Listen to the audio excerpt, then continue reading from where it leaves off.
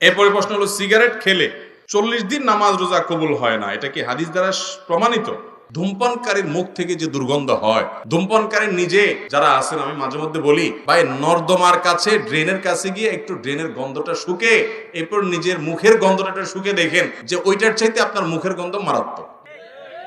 আমি একবার ঢাকার এক হাসপাতালের মসজিদের পাশে সালাত আদায় করতে দাঁড়াইছি, আমার পাশে একজন দাঁড়াইছে, তার শরীর থেকে যেই গন্ধ, আমি চিন্তা করলাম এই লোকটাকে কিছু একটা বলা দরকার, কিন্তু বললে মাইদ্যেরও খাওয়ার ভয় আছে। তো আমি তাড়াতাড়ি পকেট থেকে কাগজ কলম নিয়ে বের করে সুন্দর করে লিখলাম, ভাই যেই গন্ধ ভাই আজকে আমি শুকতে হলো, আমার সালাত নষ্ট হওয়ার উপক্রম।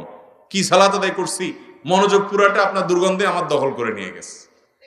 তো আল্লাহর রাস্তায় আল্লাহকে ভয় করেন, এটা আর করেন না। এটা লিখে কাগজটা আমি সাইডে রেখে, সে সালাতের মধ্যে আছে এই অবস্থা, আমি তার সামনে রেখে আইজো দৌড় কাইলো দৌড়, যে আমার দরকার হলো তার নাসিহা করা, মাইদ্যর খাওয়ার তো দরকার নেই। তো নাসিহার কাজ তো হয়ে গেছে, লিখে দিয়ে আসছে। ভাইরা আমার, যারা ধূমপান করেন তাদের মুখে এরকম বাজে অবস্থায় তৈরি হয়। পৃথিবীতে ক্যান্সার এখন এত ব্যাপকভাবে ছড়াইছে, আমাদের দেশের কথা যদি আপনি বলেন, ঘরে ঘরে জনে জনে এখন পরিবারে পরিবারে ক্যান্সার।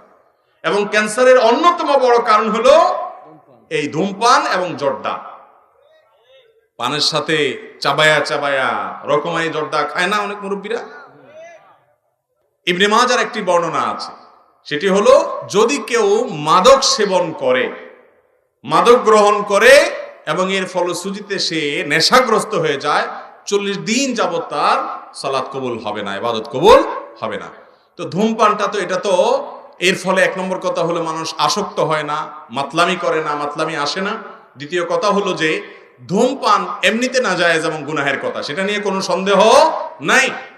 কিন্তু এটা এরকম না যে এটাকে মাদকের মধ্যে ফেলা যায়, এবং এর কারণে আসকারা হাদিসে আসছে, শুধুমাত্র শারিবাল খামর না, মানে শারিবাল খামর বা আসকারা, পদ পান করলো এবং নেশাগ্রস্ত হয়ে গেল, তার 40 দিন ইবাদত কবুল হবে না। অতএব ধূমপানকারীর জন্য এটা প্রযোজ্য না, কিন্তু এর মানে এই না যে ধূমপান করা জায়েজ কাজ বা গুনাহ হবে না।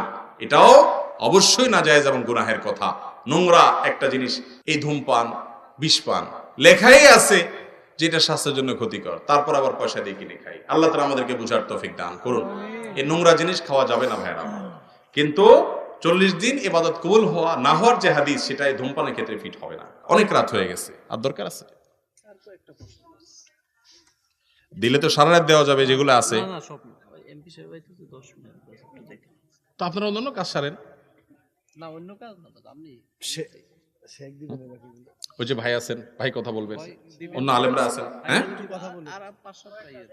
আচ্ছা, আর 2-4টা আমি বলি, এরপরে আমি ছেড়ে দিব, কারণ গভীর রাত পর্যন্ত মাহফিল, এটা সুন্নাহ বিরোধী কাজ। আমি সব জায়গায় এটা বিরুদ্ধে বলি, আবার দেখা যায় যে কোরআন সুন্নাহর কথা বলে, সহিহ হাদিসের কথা বলেও আমরা এটার উপর আমল করতে পারি না। আমি ওই যে ময়মনসিংহ ত্রিশাল আমাকে এক জায়গায় মাহফিল নিয়ে গেছে, আমার চুক্তি ভাই 10টার ভিতরে আমার এই মঞ্চ থেকে নামাই দিবেন।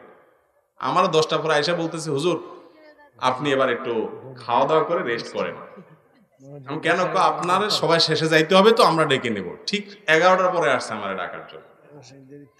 তো ভাই, এটাতে কোনো সহি পদ্ধতি হলো না। সুন্নতের আমল যদি আমরা না করি, দুনিয়াতে কি করবে? আল্লাহ তাআলা আমাদেরকে আমলের তৌফিক দান করুক। ভাই যাই হোক, যেহেতু কয়েকটা প্রশ্ন উত্তর দেওয়ার জন্য কর্তৃপক্ষ অনুরোধ করেছেন, আমরা কয়েকটা প্রশ্ন উত্তর দিচ্ছি, এরপর ইনশাআল্লাহ অন্যান্য ওলামায়ে কেরাম কথা বলবেন। এমপি সাহেব নাকি আসছেন, উনি কথা বলবেন ইনশাআল্লাহ।